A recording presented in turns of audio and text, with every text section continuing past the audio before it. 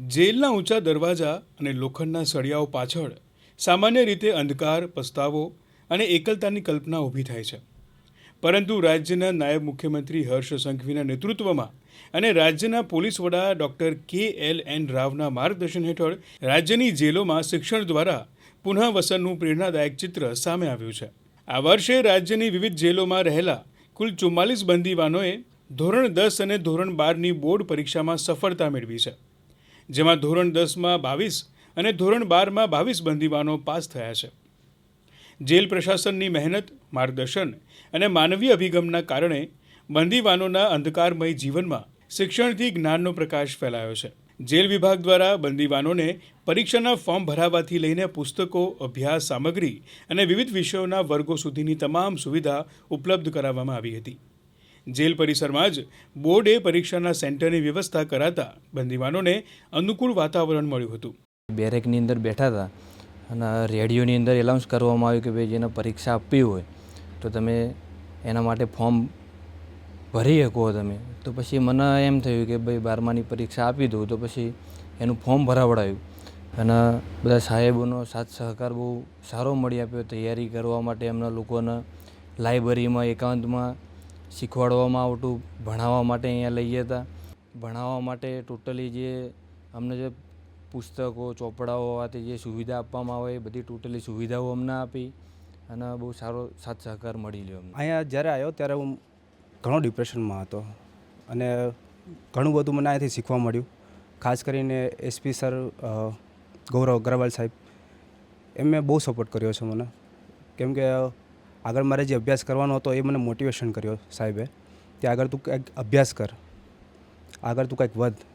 કેમ કે બહારની લાઈફમાં પછી મને કાંઈ ખબર નથી કે બહાર જઈને શું કરીશ.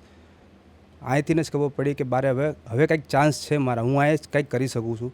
અને 10માની એક્ઝામ દેવા માટે મને મોટિવેશન કર્યો. તો અહીંથી આદર્શ વિદ્યા વિહારમાંથી એક કિરણભાઈ પટેલ કરીને આવતા હતા, પ્રિન્સિપલ સાહેબ. એ અમને અમારું ફોર્મ ભર્યું, અમને બુક્સ આપી, પછી લાઇબ્રેરીની સુવિધા આપી. એનાથી અમને બધું શીખવા મળે, અમને સ્ટડી કર્યું અને પછી અમે એક્ઝામ આપી અત્યારે 10માની.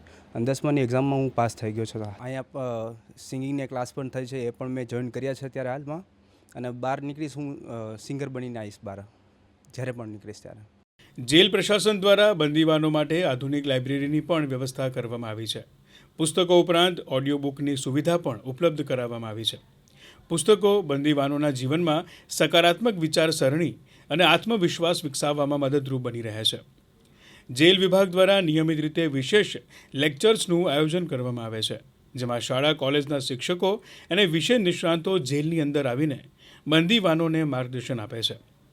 રાજ્યના પોલીસ વડા ડૉક્ટર KLN રાવે રાજ્યની વિવિધ જેલોમાંથી આ વર્ષે ધોરણ 10 અને ધોરણ 12ની બોર્ડની પરીક્ષાઓમાં સફળતાપૂર્વક ઉત્તીર્ણ થયેલા કુલ 44 બંદીવાનોને અભિનંદન પાઠવ્યા છે. આ વર્ષે પણ એક્ઝામમાં કુલ 44 જેટલા કૈદીઓ ઉત્તીર્ણ થયા છે, બંને 10મી અને 12મી પરીક્ષામાં. એ તમામ કૈદીઓને હું ખૂબ ખૂબ અભિનંદન આપું છું.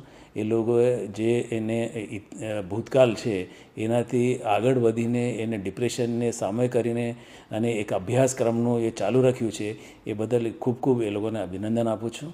અને જે રીતે ગુજરાત જેલોમાં દર વર્ષે અમે જે ઉત્તીર્ણ થયેલા કૈદી ભાઈઓને એમને સર્ટિફિકેટ આપીએ છીએ, સન્માન કરીએ છીએ.